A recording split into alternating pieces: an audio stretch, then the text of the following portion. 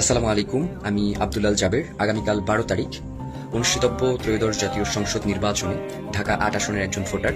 আমি সিদ্ধান্ত নিয়েছি আমার আসনের সব থেকে সৎ এবং যোগ্য প্রার্থীকে আমার ভোটটি দিব। ভোট শুধু একদিনের জন্য নয়, আগামীর বাংলাদেশকে আপনি কেমন দেখতে চান, কোন পর্যায়ে দেখতে চান, তার পুরোটাই নির্ভর করছে আপনার এই ভোট দানের উপর। সুতরাং আপনার ভোটটি অবশ্যই আপনার আসনের সব থেকে সৎ এবং যোগ্য প্রার্থীকে দিন। গণভোটে অবশ্যই হ্যাঁ দিন।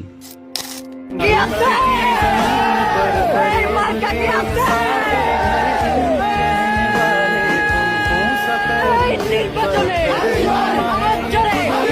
সংসদে